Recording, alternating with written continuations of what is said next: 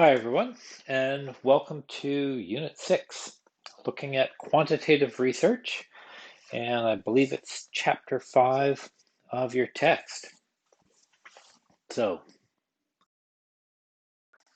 today, what we want to do today is take a look at your assignments, past and future, make sure that everything's been going well, and talk a little bit about the mid-course feedback that some of the people provided.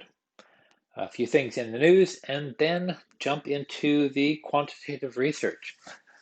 And I just wanted to point out on the Moodle shell, in Unit 6, you've got the short video introduction that I've done. I was at the Victoria, or right by the Victoria International Airport. So I've got that. It's a bit of an overview. The discussion points, of course, slides.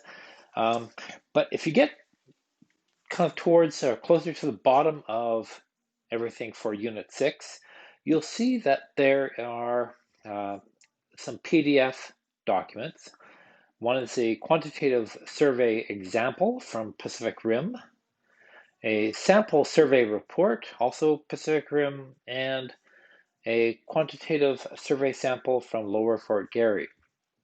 And that sample survey report, that's what we used to provide, and I'm not sure what they do anymore, but when I worked with Parks Canada, we would put together those VIP, or Visitor Information Project, and we were doing numbers and finding out what people are doing at places like Pacific Rim National Park, and that's what the actual survey, and then the report, that's the format that we were using, and we actually were using PowerPoint to put those reports together. You can kind of look through it, and if you think about every one of those pages was a separate slide, all we did was we turned it, rather than horizontal, we turned it vertical. And that's how we put the slides together and how we put the report together. So, a very simple way, and we found that in that sort of format, the people were much more likely to use it. So, just to give you a little bit of a background story on that. Something else that my sons informed me of with YouTube is that if any of you are interested, and I know I speak at a certain pace, if you wanted to listen to this and you're finding that it's taking too long, these presentations, apparently you can actually change the speed of the playback to 1.5 or even 2 times, and go through the material just that much quicker. So just in case you were wanting to spend a little bit less time on these presentations with me. Now, assignments. And I did send out something earlier today with regards to the different assignments and kind of walking through everything, but I wanted to do it on this presentation as well, that there is, and that you've done the intention sheet, 1A and 1B, the research proposal.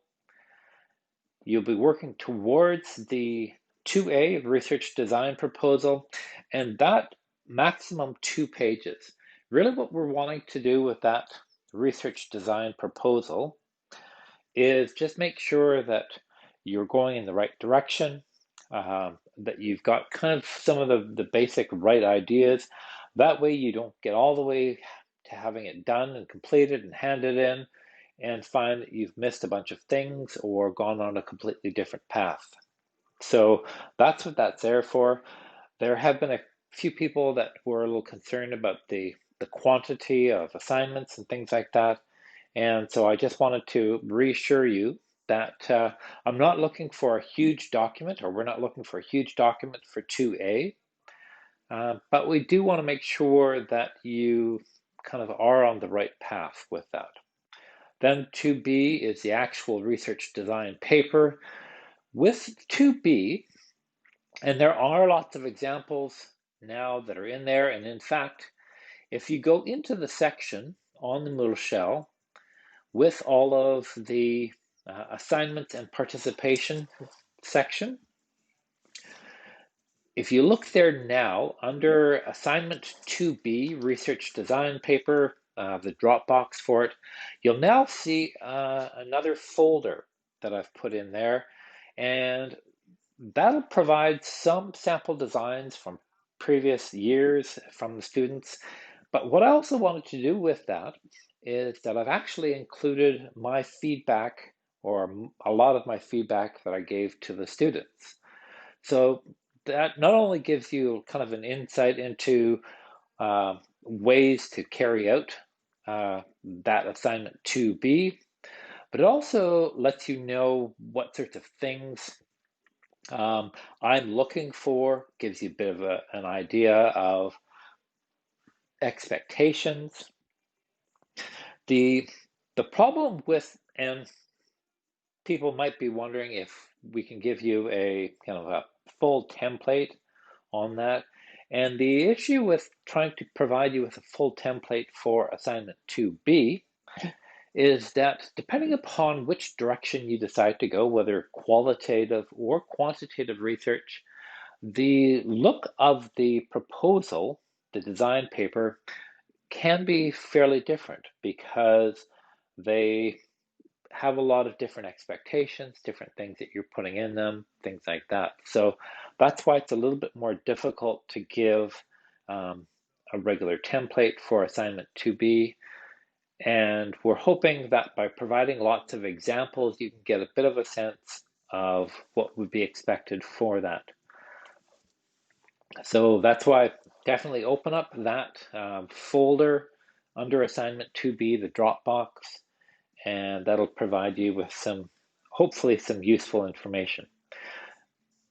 Then assignment 3, what you're going to be doing is taking assignment 2B, and assignment 2B, if you want to think about when you're doing your research design paper, is in some respects you're almost doing a bit of a step-by-step guide or recipe, just a way to tell whoever would be carrying out the research all of the expected steps. What are they going to have to do? How are they going to get respondents for the questionnaire? What sort of questions they're going to ask, everything like that. That's what you're doing with assignment 2B. It lays out all of the plan for actually carrying out your research. Then comes assignment 3, where you follow that guide and you carry it out. Now, of course, we're not looking for a huge research project. That's not realistic. So it's very much a scaled back sort of thing. So with qualitative, I don't know if you remember when I was talking in the unit regarding samples, I believe it was unit 4. With qualitative research, the number of people that you would normally talk to in qualitative research is a lot less than it would be for quantitative. However, you tend to spend a lot more time with those people and analyzing the information afterwards, which is later on in this course, takes more time as well. And the reason why I bring that up is that for assignment 3, if you were to choose qualitative research as what you would want to carry out, whether it be interviews, focus groups, whatever the case may be, well, for this mini project, you might do one focus group, or you might do between 5 to 10 interviews, something like that. Even 5 interviews would be great just to get some experience what it's like and trying to do that sort of element of a real research project. If you decide to go quantitative, Quantitative usually takes a little bit more time setting it up to get the questionnaire just right or the survey just right. However, once you've got it going, once you've tested it and it's working properly, the analysis and everything can go very quickly. And in the case for all of you, it'd be great if you could get at least 50 quantitative respondents. So that's why, normally a research project where you might have 400 for quantitative, we're only looking for, maybe 50. So that's how those are going to be a little bit different. But definitely check in with us, ask questions if you have any doubts whatsoever.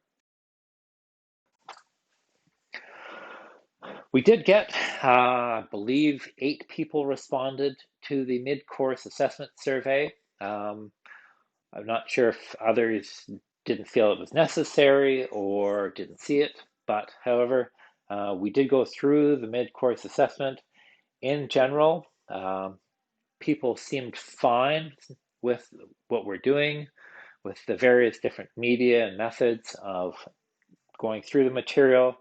There's a couple of questions about the overall workload, and that's why I wanted to again stress with the assessments or those assignments with the A parts that really we're just wanting to have you check in and make sure that you're going in the right direction. So, and for us to provide kind of feedback and make sure those lines of communication, and we will continue to try to make sure that our lines of communication and our feedback to you is, coming back in a timely manner. So I had one person say that they wanted a live presentation, but after checking in with everybody a few times, I think I've checked in 2 or 3 times already, and only had one person say that they wanted a live presentation. I'm going to be talking just one-on-one with that one person. So now, a few things in the news. This past week, Hawaii opened to tourists. So tourists are now allowed to go into Hawaii. And if you've been following everything that's been going on in the world, of course, lots of places shut down. Huge COVID numbers all across the United States. However, Hawaii, and probably because they are an island nation or island, because they can manage the people going in and out a lot better, they've been able to keep their numbers at a moderately reasonable rate, especially compared to most of the rest of the United States. But they have opened their borders, and now it's a matter of watching to see what happens there as far as their COVID numbers. WestJet has suspended most of their flights to the Atlantic provinces for the foreseeable future. Definitely something that was expected. They had already cut back a lot, but with the COVID bubble, which is in the Atlantic provinces, they were just finding it, they could not keep those flights going. So they've cut back completely. And Qantas in Australia, and just as a quick aside, Qantas is spelt like that, Q-A-N-T-A-S. It's not Qantas as with the U, it's Q-A, and it stands for Queensland and Northern Territories Air Service. So that's where the name comes from, just in case you were ever curious. And that's because it started in the states of Queensland and Northern Territories. Anyways, they were criticized recently for their flight to nowhere. People got on the plane, I believe in Sydney, flew around, sometimes moderately low, over various places in Australia, but then the plane just landed back in Sydney. And there's a lot of people that were criticizing that it was environmentally harmful and kind of a waste of fuel and all of that sort of thing.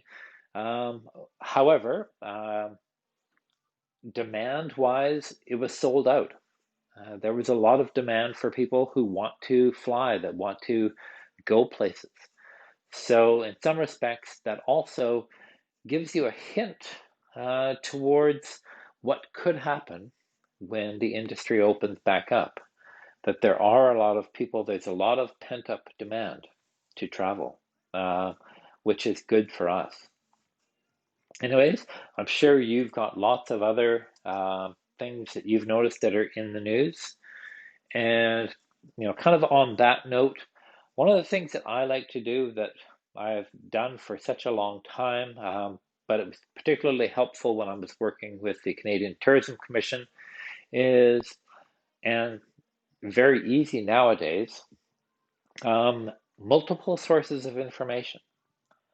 I've always got different news services, different list serves, things like that, where I'm able to monitor what's going on in the world.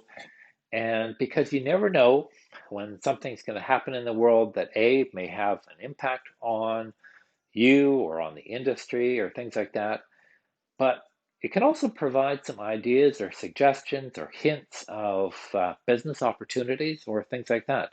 So, it's kind of just good habit to keep an eye on what's going on around you in the world through and getting it from various news services so that you're getting different perspectives, different viewpoints, and not always just the same viewpoint. So I have some news services in Australia and the Middle East and Asia, United States, Canada, the UK, even from South America, so that I get different viewpoints of what's going on in the world. Now, quantitative research. Really, we're talking about the numbers. And probably a lot of you are most familiar when you're talking about quantitative research with surveys or questionnaires. And you're really trying to measure things, you're trying to get values, numerical values for things that are going on. A lot of the time, it is just a single point in time or a snapshot. But what you're trying to do is very systematically and very scientifically to observe, to gather the information, and try to get an understanding and look for patterns of association and really try to understand what your phenomenon is all about. And there's a ton of different ways to ask these questions for quantitative surveys, and a lot of ways also to present the information. How you present the information can really affect how people read this chart here, picked up, as you can see, from the 2012 Republican Party straw poll. And you can see it's a very busy thing. It was following all sorts of different polls and that, and the various numbers going through. Just to let you know, in the end, Mitt Romney was the eventual 2012 Republican Party, the person who was the representative. But of course, he was up against Barack Obama, who subsequently won. But you go from that sort of, very sterile sort of chart to something like this, with graphics and images to try to represent, and even the way that the question is asked, how they feel about recent public scrutiny and the sort of possible responses, not your typical way of asking the questions and giving possible answers. But you can see a variety of different ways, a variety of different things that might be asked in a quantitative survey, learning about blogging, hours spent playing World of Warcraft, packaging style or packing style. Sometimes you'll see some of these different quantitative things displayed as on graphic maps and things like that, or with these sort of what they're called infographics, which are these charts, and this question there being numbers of people killed by disaster types, and the number one there being storm, extreme temperatures, floods, drought, landslides, and fires. So again, different graphics to represent.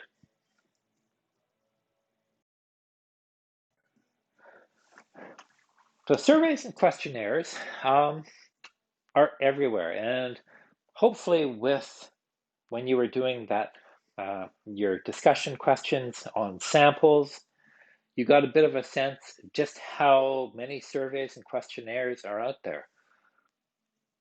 And just the variety of reasons that you might be using them for. Everything from marketing and developing new products to some of the political decisions, as you can see, that are going on, especially right now, with not only in the United States, but here in Canada. We have our elections going on here in the province of British Columbia right now. And even managing organizations, a lot of companies doing internal polling of their staff to find out how they're feeling, doing corporate culture, things like that. So lots of different applications of questionnaires. And because they're used for such a variety of things, there's a huge premium on getting it right, on asking the right questions at the right time with the right people, things like that, providing the right options as choices for those questions, because some key decisions can be made based on the research results. Many of you are probably too young to remember the whole fiasco with Coca-Cola and New Coke and Old Coke and Coke Classic and everything like that. But at the time, there was a huge error made on the part of Coca-Cola when they incorrectly applied some research to change their formula to something that they called New Coke.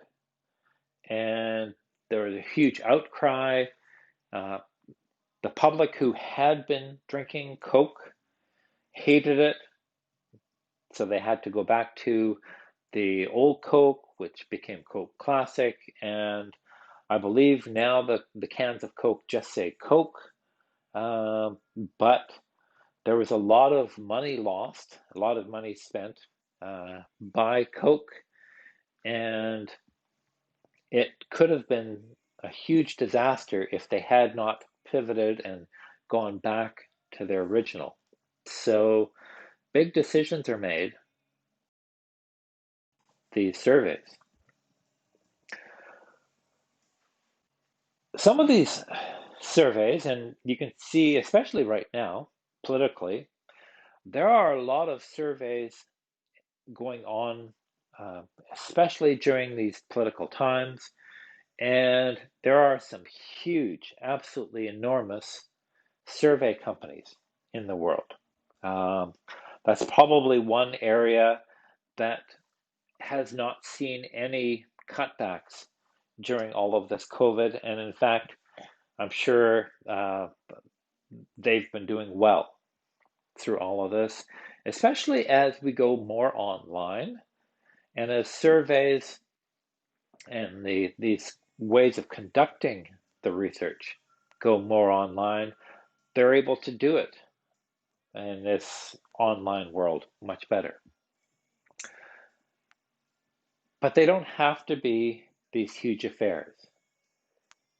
You can do quantitative research on a very small scale, and still, if you're doing them well, if you're carrying them out properly, you can gather a lot of really good information at little or no cost.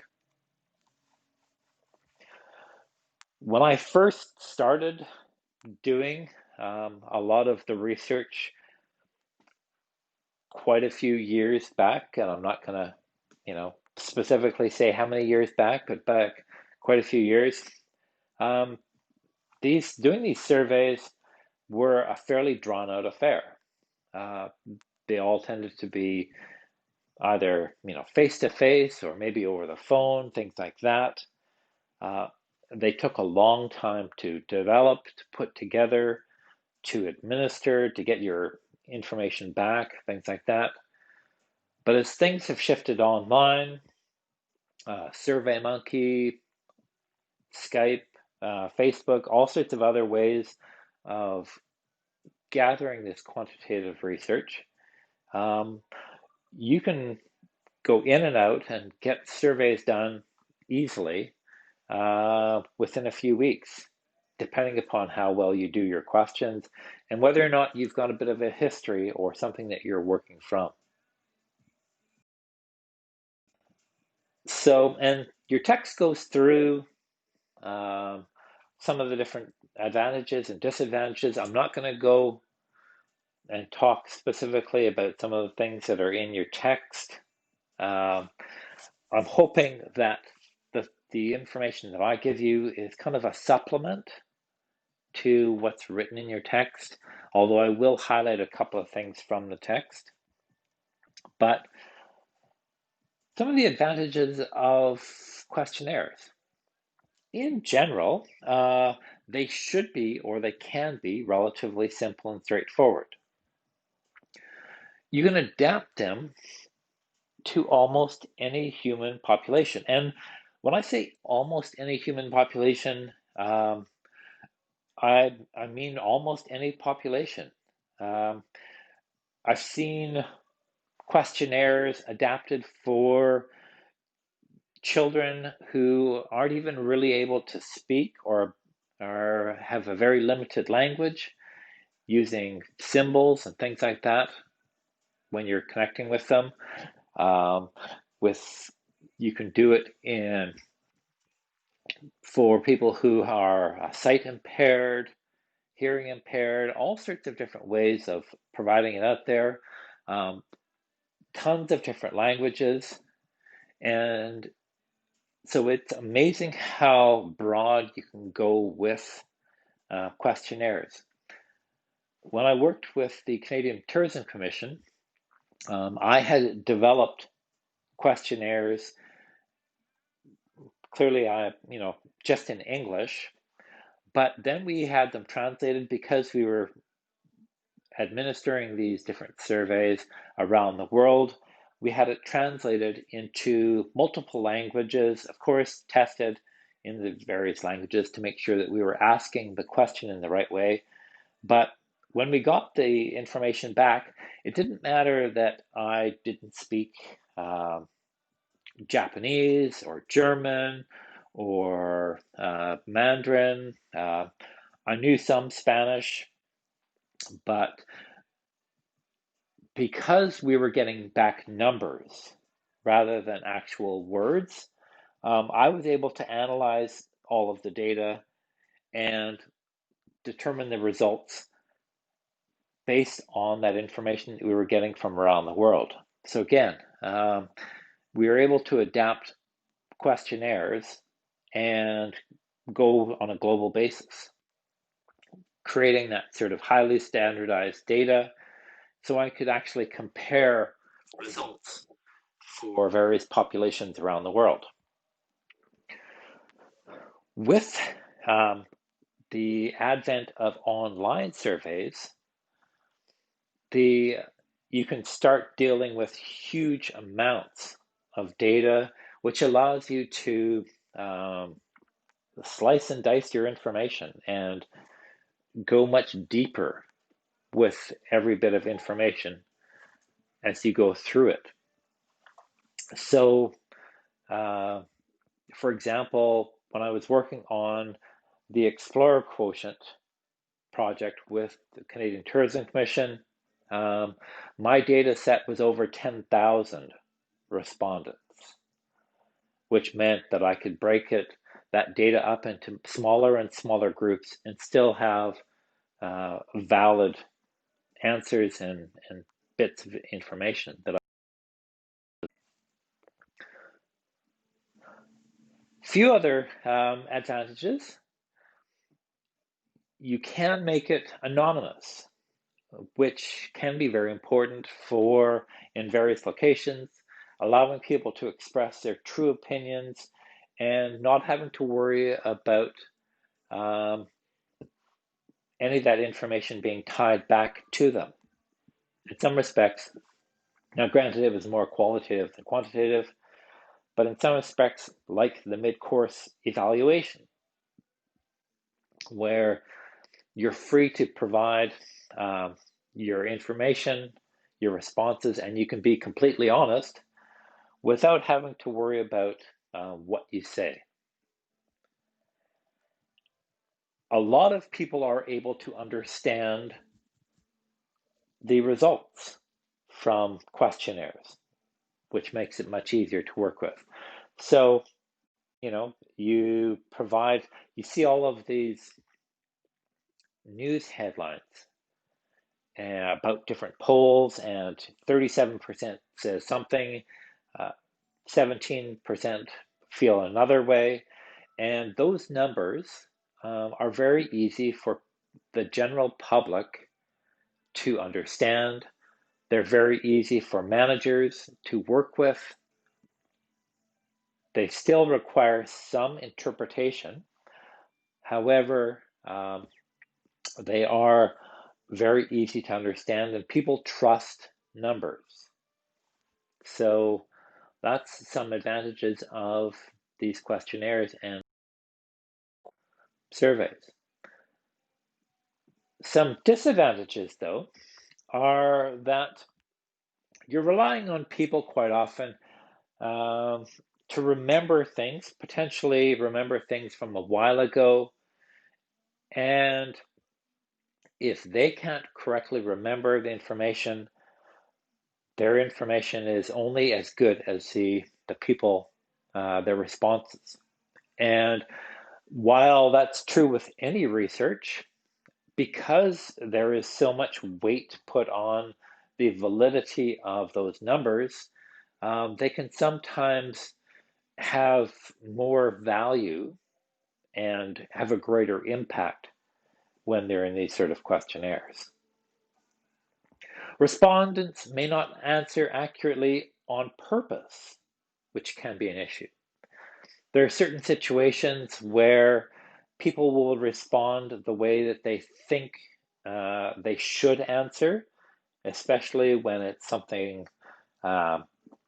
socially or culturally sensitive. For example, if you ask somebody about how often they recycle, they're likely to overestimate their frequency to recycle. If you ask them whether or not they check the labels for where things are made, they probably will overestimate or say yes more often than they actually do. So there's a lot of socially acceptable responses that you can get through questionnaires, especially because they're anonymous. And you can have very low response rates. When people are just being provided with surveys, and there's something called survey fatigue, which is starting to occur, where people just don't respond to questionnaires and surveys and things like that. Well, the trouble is, as a researcher, you don't know anything about the people who did not respond. And so it's tough to make decisions based on people you don't know. You often will assume that the people who did not respond are similar to those that did, but that's not always completely accurate. So you have to be careful sometimes if you have a really low response. Some other issues you can run into. If you don't test your questions properly, they can be misinterpreted, and you don't know until you get the information back. And even then, you might not realize that people didn't understand the question. So that's why testing out your survey beforehand and actually verbally testing it out with people, having them tell you what they're thinking about as they're answering the survey questions, can be so important. Respondents may not treat the research seriously. They just may go, who cares? What does it matter? And just play around with the results, which can, again, affect the validity. Respondents may feel that their answers are not anonymous. And we actually see that sometimes with some of the feedback that we get from the courses. All of you will provide feedback on the courses, and all of those surveys and that feedback is completely, absolutely, positively, totally anonymous. We have no way of finding out who said what, but still some students, not all, but some students are concerned about giving us their true and honest feedback on these courses because they feel that we might find out who said what. And to be honest, we don't care who said what. What's important to us is to find out the honest truth about how you feel about these courses. And we do actually act upon the information that you give us. So that not only anonymity, but perceived anonymity can be very important. Another big disadvantage with questionnaires is that because they are so easy to put together, you can, sign up to SurveyMonkey and you can have a questionnaire done in 5-10 minutes. But that questionnaire might be absolutely, positively, completely invalid and wrong, but you might not know it because it's not just as simple as asking questions. There's a lot of science that goes into developing questions, and you need to be careful. Most surveys are just giving you kind of a descriptive response. 26% believe something, 12% believe something else, 87% are going to vote one way, the other 13% are going to vote somewhere else. So just very descriptive, black and white. You can use it, though, for interpretive research. Basically, wanting to understand and see correlations about some of the why.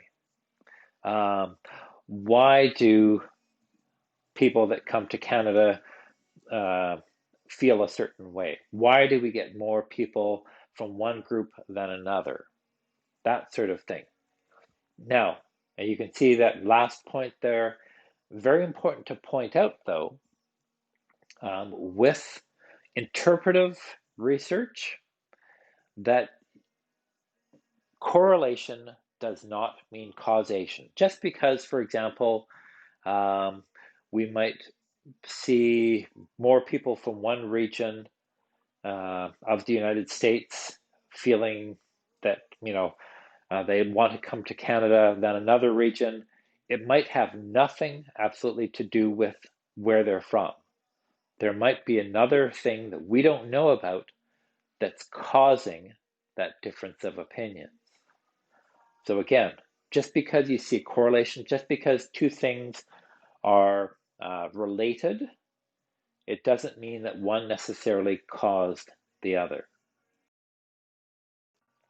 So some of the things to think about when you're designing your questionnaire, your survey, is the time required to complete it. And just as a kind of a ballpark to let you know, when you're doing a questionnaire, a survey, 5 to 10 minutes, usually maximum, you can expect someone to bother spending on answering your questionnaire.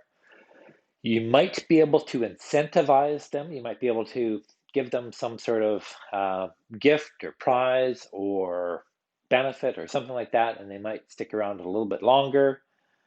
But if not, even sometimes 5 minutes might be more than people are willing to spend on filling out your questionnaire. And there's a lot of things that will affect that. Uh, the complexity of the questionnaire, the more complex, the longer it's going to take, of course. How you administer it.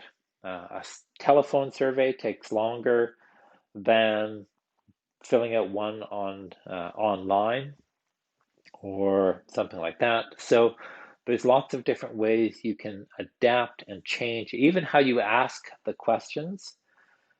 There's certain ways that you can do that will make your questionnaire quicker.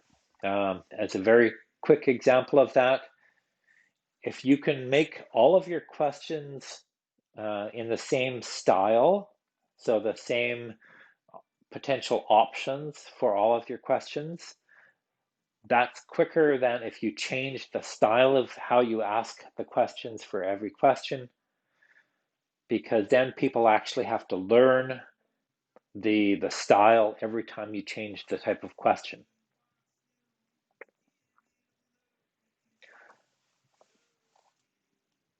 If you make it a very complex questionnaire and you have it online or self-administered, that can make it very difficult for the person to respond, and it takes them a lot longer, as opposed to if it's in person. You're able to do a slightly more complex, you shouldn't, but you could do a slightly more complex questionnaire in person than online. Visual aids. If you need visual aids, of course, that will change how you can do the questionnaire. You're pretty much limited to either online or in person with somebody actually holding the visual aids for that in-person questionnaire. Need for anonymity will affect how your questionnaire is developed. So whether or not the person is able to complete the questionnaire on their own, and which may be necessary to give them that sort of sense of anonymity and safety when they're doing it. For questionnaires, there needs to be a certain amount of buy-in, which means people have to have some stake, some reasons personally to fill out questionnaires. And you can see from this that you're more likely to get people to complete a questionnaire if it's an internal survey than if it's an external survey, because with an internal survey, people feel like they're going to be impacted more by the results. So that gives them an added personal incentive to actually to complete the questionnaire. What that also tells you is that if you want to encourage people to complete your questionnaire and it's an external survey, you have to give them a reason. You have to make them care about your information. So quite often when I would be doing this for Parks Canada or in any sort of travel situations, one of the ways that you get people to care about doing the research is getting them to realize that their information does matter and it could help their experience, whether immediately or into the future, or affect the experiences of their friends and family. So you give them that sort of weight and the realization that their information really does matter and can make a difference in how things are run. One important thing to remember is that there's a lot of good quantitative research that has been done in the past. And with research, as long as you give credit, as long as you reference, provide the sources for where you got those questions from, even the methodology, the way that it was carried out, as long as you're attributing all of that to where you got the information, borrowing, begging, stealing, using somebody else's prior research but applying it in a new situation is totally accepted in research. And in fact, we quite often will encourage that because what you're doing is you're furthering the use of this research by applying it and testing it and using it in another area, in a new place. But you're using the tried and tested methods and tools and everything that have been used elsewhere. So by all of that, all I want to do is just encourage all of you that whatever research project you decide you want to do, take a look to see whether or not somebody else has done the same or similar research somewhere else.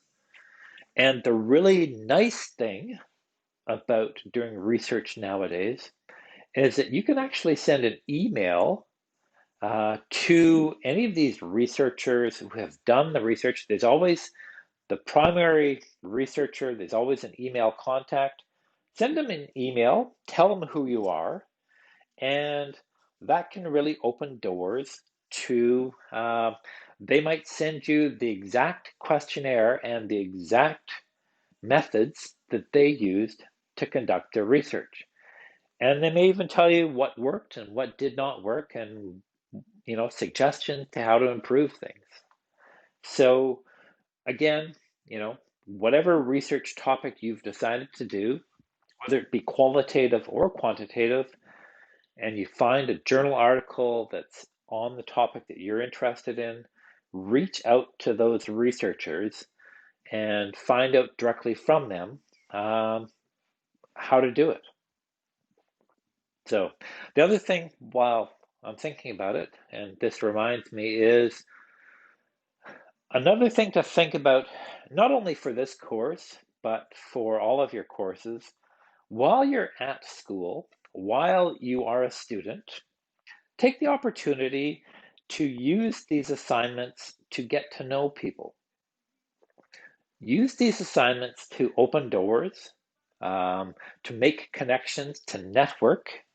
If, for example, you were interested in working for, a destination marketing organization like the Canadian Tourism Commission or Destination BC or a big chain, hotel or airline or whatever the case may be, use these assignments and connect up with those different companies and let them know, hey, I'm a student.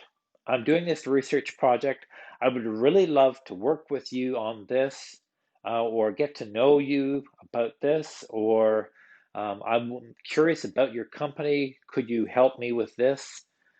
And by creating the network, by opening those doors now, those can be the job opportunities when you get done all of this. So just a reminder, these assignments don't have to be confined to, the easiest things. Use them as an opportunity to get to know more people. Um, Moderately quickly, just wanted to kind of highlight some of the main steps in conducting research and doing surveys. And I've got a little bit more of information on all of these in just a moment, but you've got the initial design and planning, designing the actual questionnaire, pre-testing the questionnaire, coming up with the final design plan, you collect the data, and then analyze and write up the data. Just as a very quick reminder, when it comes to the analyzing of the quantitative research, we're actually doing that in Unit 9. So in a few weeks, we're going to be doing Unit 9 and looking at analyzing of quantitative research. All right, initial design and planning. And we already kind of briefly touched on some of this, so some of this is going to be kind of just a very quick reminder, but most often, most of the quantitative research that you will probably be familiar with is descriptive, so just giving numbers, satisfaction, interest, public opinions, things like that. But there are two other types of quantitative research that can be done. One of them is interpretive, so trying to understand a bit more about the why. Why do people feel a certain way instead of something else? Why do people behave a certain way? Why do people actually recycle less than they say they will? Things like that. But again, quick reminder, difference between correlation and causation. They may be correlated, but one might not cause the other. You don't understand that correlation and causation stuff until you start that testing of hypotheses. So that's where you're actually doing some experimenting and some testing and trying out different things. Then you can start to get some of that sort of predictive ability. For my doctoral thesis, when I did my doctoral research, what I was looking at was how film, how movies and TVs and things like that can affect people's perceptions, their views on different countries. And I actually ran an experiment where I showed different groups of people, different TV shows that I had modified slightly. The videos, I had modified them slightly to show them different images, but the storyline and everything and all the actors and everything like that was exactly the same. It was only some of the images that were connected to those videos that had been changed. And so I wanted to see if people's perceptions of the destination were changed depending upon these other images of the destination that were provided. And they were. So in that research, I actually did some experimenting and some testing and testing of some hypotheses. So it is possible with quantitative research. When we start talking about a theoretical framework, you don't need to be too concerned about that at this point, but theoretical framework basically just says that you've got a bit of a theory that you're using for some of your ideas, and more likely you're just trying to test up hypotheses to understand things. Initial design planning, like we were talking about in sampling, make sure that you are very clear about who your population is so that you know exactly who is and is not part of your population. That's part of the scoping as well that we've talked about. And it sets out who your research results are actually going to apply to. The sampling frame, we actually talked about in the sampling chapter, but basically the sampling frame is how you're going to choose people from that population to be part of your sample. So just a reminder, and that was stuff that we talked about in Unit 4. When you design the questionnaire, some of the things to think about. Make sure that the questionnaire actually has answers that that population would be choosing. So giving them proper answers to some of the questions. That there's a direct connection, and I've talked about this a couple of times, a direct connection between the actual questions that you've got, that you're asking people, and the research questions, which are directly connected to the objectives, which are directly connected to your research goals. So there's all that sort of cascading down, starting with goals, which kind of expands out to a few objectives, which expands even further out to your research questions, which expands even further to the actual questions that show up in a questionnaire.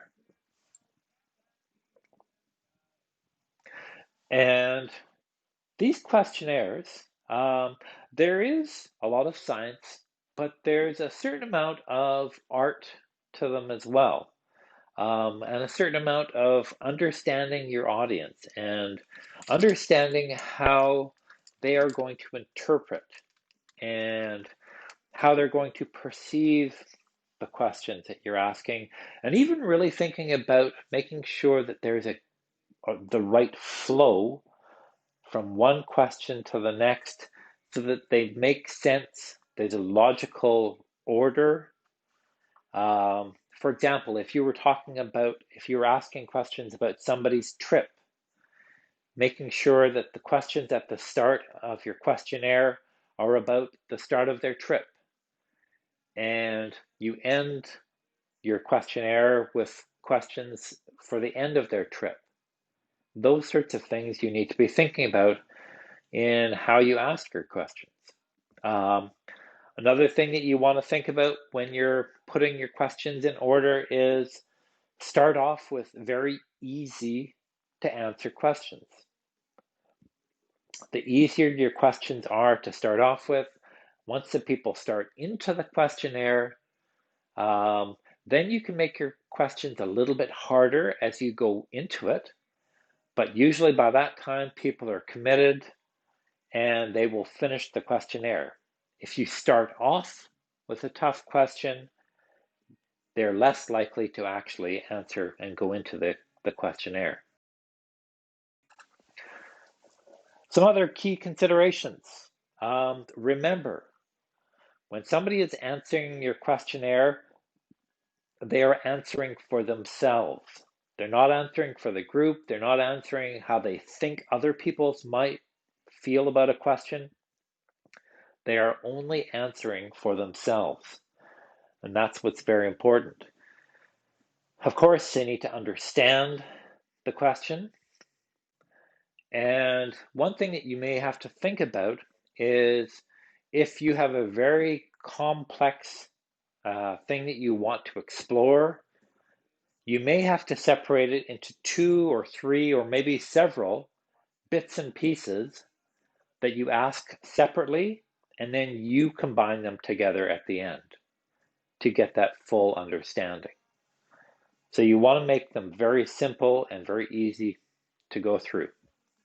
Your text does cover a little bit about the difference between closed questions and open questions. Closed questions are where you have just definite answers. What type of pet do you have? Cat, dog, gerbil, bird. You may even have an other category, those sorts of things, but very definite things for them to choose. Then you've also got the open-ended questions where it's please comment on why you came to the park today. You might have an open question like that. It's better to not use open questions whenever possible, because especially on a self-administered, on a survey that people answer the question by themselves, people generally will skip over any open-ended questions. So you might use them once in a while, but very, very rare. And yeah, you try to keep it very limited.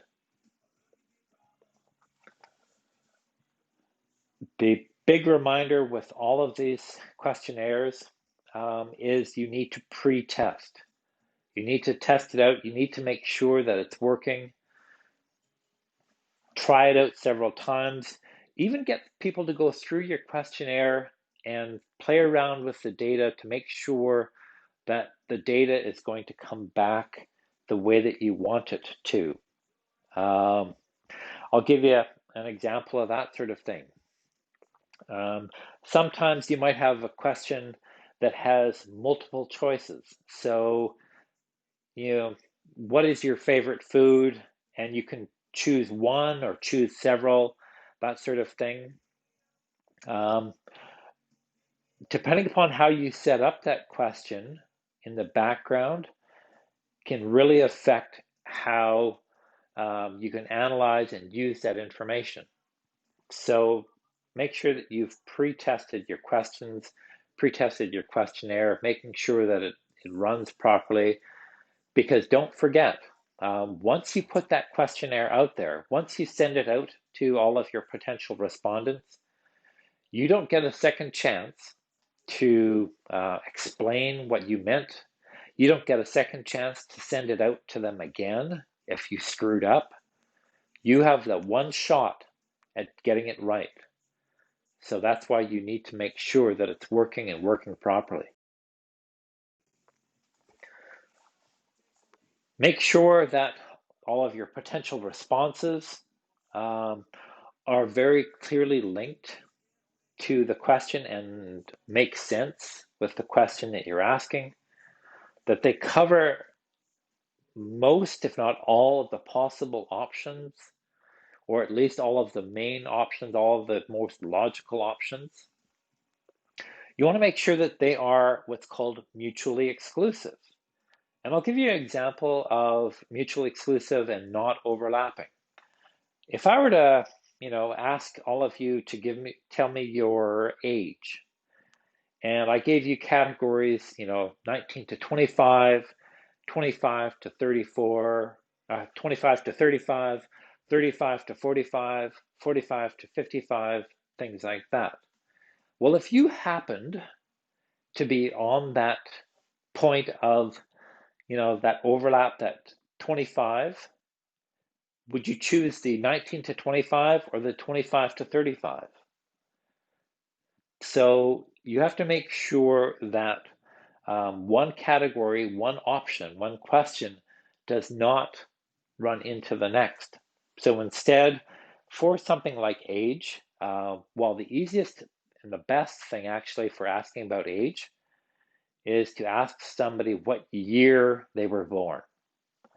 But if you don't do that, if you're going to give them categories, you want to do things like, 19 to 24, 25 to 34, 35 to 44, 45 to 54, so that there's clear boundaries. If you're asking about money, you might say, $10 to $19, 20 to 29, 30 to 39.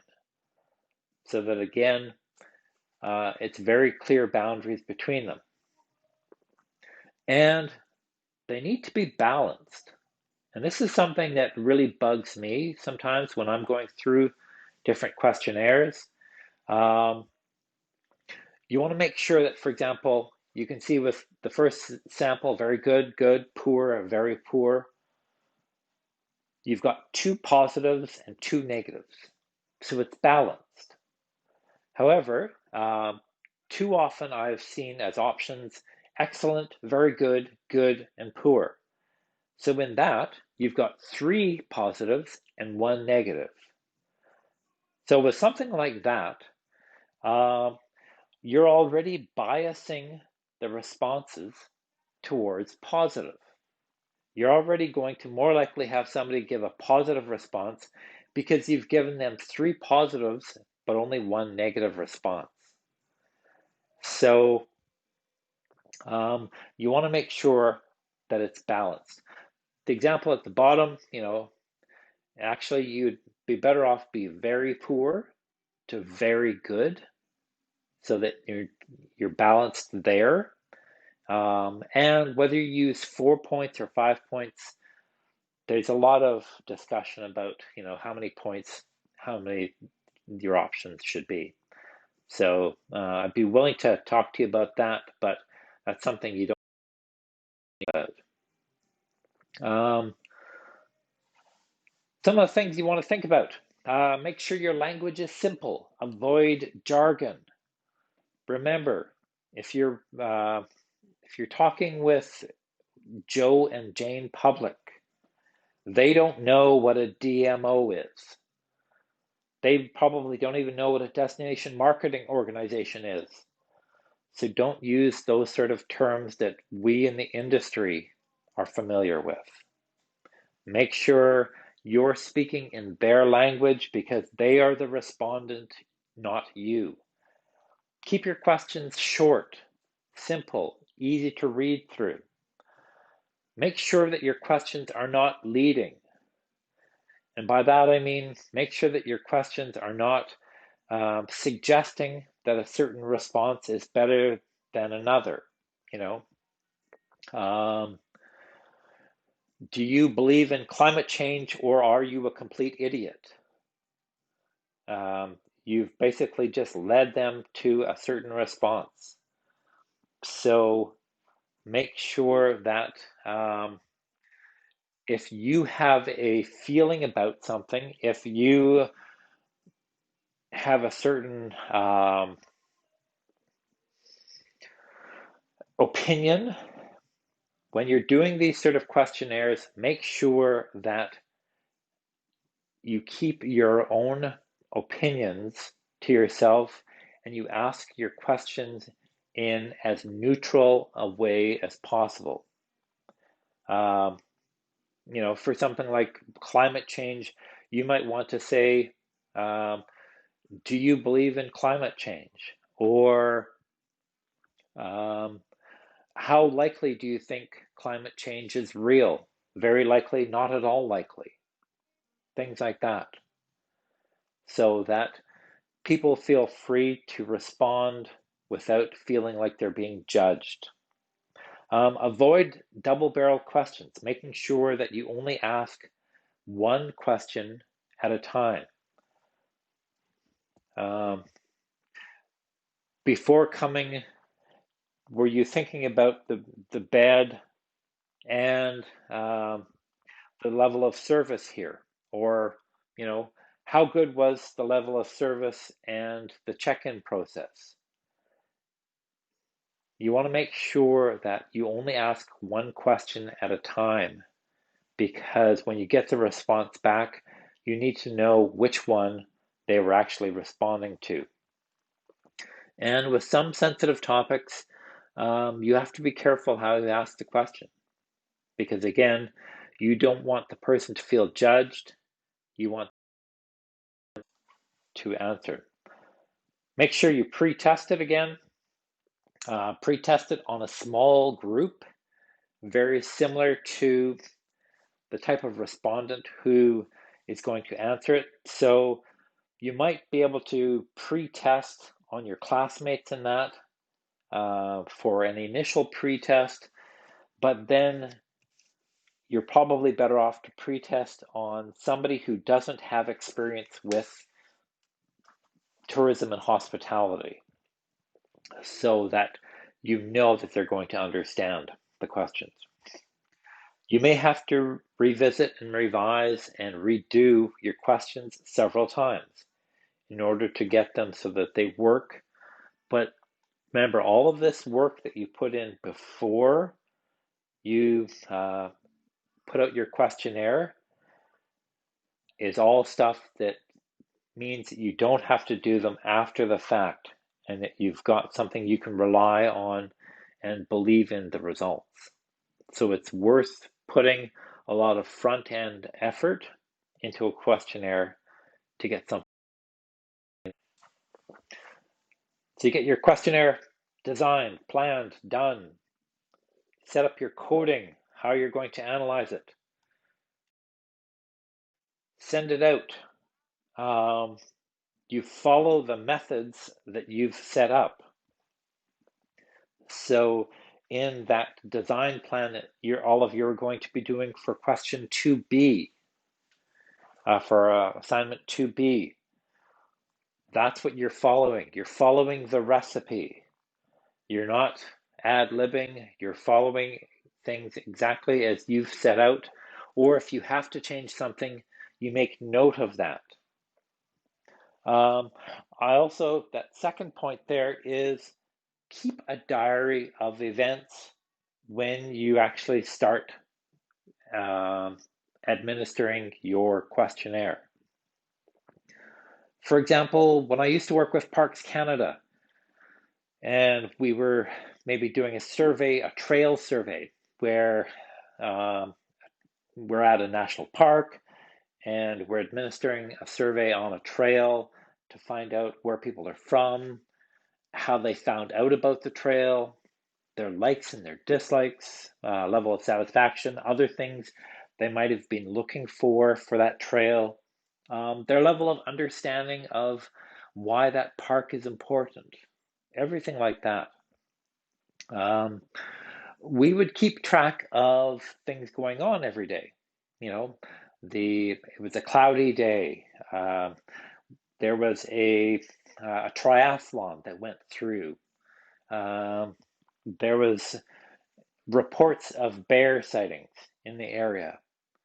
And we would keep this diary of all these things that were going on, because when we got the data back, if something unusual showed up in the data, if maybe we got a lot more responses one day than we were used to seeing, or there was a lot more people that felt a certain way on one of the days than we were expecting, we could go back to this diary and look through and see if there was anything unusual that day that might help to explain why that day's data was different than others. If you're doing it online, again, keep track of what's going on. You may, start up your online survey, get halfway through it, and then suddenly there is a major global event. Write it down, keep track. Maybe there's a huge power outage. Whatever the case may be, keep track of that so that when you get your data back, you can look at it and go, oh, okay, that's right. That's when there was that huge winter storm, that huge ice storm, and all the power went out in that area. That explains why we didn't get any responses there, or that explains why whatever happened. So make sure that you keep that diary, and it will help you in the end with the analysis. All right, so that's all I wanted to cover. But again, quantitative, there's a lot more different types of quantitative, but I wanted to focus on doing surveys. We actually cover a few different other ways of doing research in Unit 8. Other ways of conducting primary research, and some of them being quantitative, some of them qualitative.